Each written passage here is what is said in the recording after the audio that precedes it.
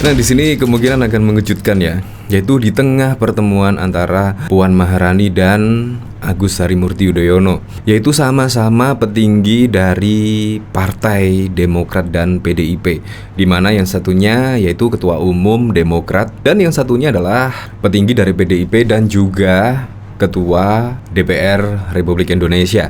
Ketika pertemuan Puan dan AHY itu pun menjadi spekulasi yang macam-macam lah, yaitu PDIP akan menggait AHY dan juga bahkan banyak berita-berita yang beredar yaitu AHY masuk bursa cawapres dari Ganjar Pranowo dan bisa jadi yaitu akan menggoyang koalisi perubahan. Ya, walaupun dari pertemuan AHY dan juga Puan Maharani tidak berpengaruh, alias Demokrat konsisten lah terhadap koalisi perubahan. Ya, kita tidak tahu lagi tawaran apa yang akan dilakukan oleh Puan Maharani, kita tidak tahu lah. Apalagi juga pendaftaran di KPU masih lama sekali, yaitu berkisar antara 5 bulan lagi. Jadi memang dinamika perpolitikan di Indonesia masih abu-abu alias belum pasti. Apalagi saat ini juga AHY belum secara resmi dideklarasikan menjadi cawapres dari Anies Baswedan. Jadi tawaran-tawaran masih bisa terjadi lah untuk saat ini. Nah, yang paling uniknya lagi, di tengah pertemuan antara Puan dan juga AHY pada minggu lalu, yaitu di GBK. Di sini yaitu ada cuitan Pak SBY, yaitu di sini Pak SBY mengaku bermimpi.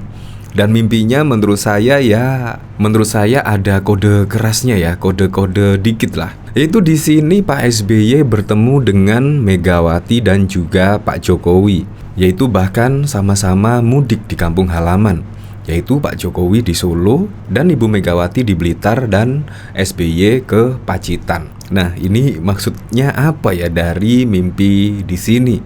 Dari cuitan Pak SBY ini, saya bermimpi di suatu hari Pak Jokowi datang ke rumah saya di Cikeas untuk kemudian bersama-sama menjemput Ibu Megawati di kediamannya. Selanjutnya, kami bertiga menuju stasiun Gambir.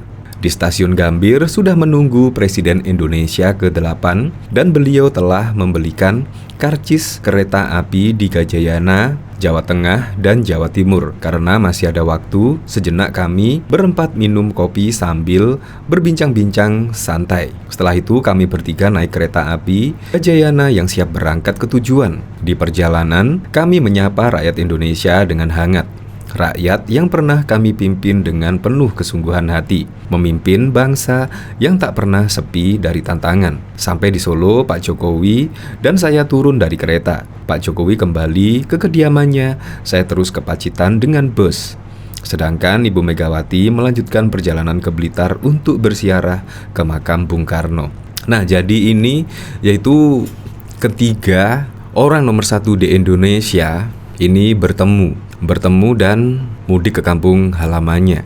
Apakah di sini yaitu akan cairnya yaitu Demokrat dan PDIP, di mana sudah berpuluh-puluh tahun ya kelihatan berseteru dan bahkan juga menjadi oposisi. Akankah ini bersatu? Karena memang pada waktu lalu yaitu AHY dan juga Puan Maharani bahkan juga bertemu. Ya, semoga sajalah di sini bisa bertemu dan akhirnya menjadi koalisi ya. Karena ya juga sama-sama anak dari mantan presiden juga lah. Jadi menurut saya bersatu, wah, lebih keren. Dan pasti juga akan membuat dagdikduk siapa lagi ya kalau bukan Anies Baswedan.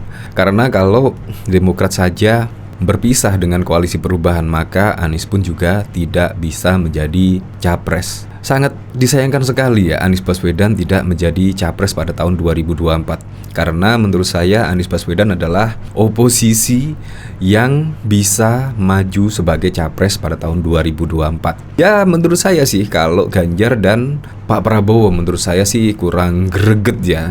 Karena sama-sama di pemerintahan kalau menurut saya. Apalagi Pak Prabowo juga di dalam kabinet Presiden Joko Widodo dan juga Ganjar Pranowo juga dari PDIP dan juga sahabat dari Pak Jokowi. Jadi menurut saya kurang greget sekali ya. Kalau kontestan pada Pilpres 2024 hanya ada 2 kandidat, Ganjar dan juga Prabowo, menurut saya kurang greget tanpa adanya Anies Baswedan. Maka di sini ya saya mendukung sekali lah kalau Anies Baswedan bisa menjadi capres di 2024 calon presiden. Saya dukung pencapresan Anies Baswedan, tapi saya tidak akan memilih Anies Baswedan pada Pilpres 2024. Saya hanya mendukung Anies Baswedan bisa mendaftar di KPU lah. Karena kalau ada Anies Baswedan lebih greget. Dan tunjukkanlah kalau masyarakat Indonesia tidak memilih Anies Baswedan. Ya, karena masyarakat saat ini kan sudah cerdas ya dalam mengambil keputusan, melihat rekam jejaknya dan lain sebagainya. Apalagi ditambah dari mimpi SBY ini, menurut saya sih SBY pengennya ya berkoalisi lah dengan PDIP kalau dilihat dari sini, yaitu mantan Presiden Megawati dan SBY dan Pak Jokowi di sini satu gerbong kereta api. Menurut saya mimpi ini sungguh keren sekali lah. Semoga saja pada Pilpres 2024 ya suasana menjadi cair lah di sini. Jadi memang pemilihan presiden itu bukan ajang menang sendiri dan lain sebagainya.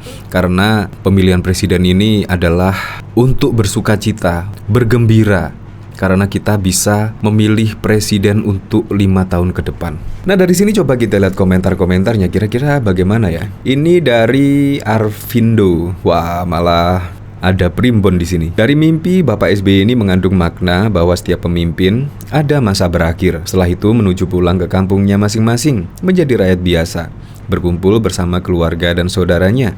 Salam hormat kami buat Pak SBY dan keluarga. Sehat selalu untuk para pemimpin Indonesia.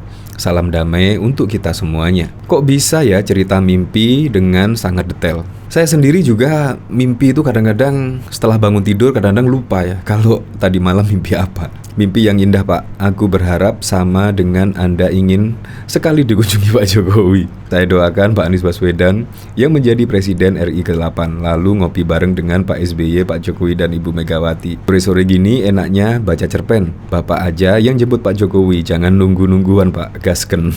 Orang mimpi bisa sedetail ini, luar biasa.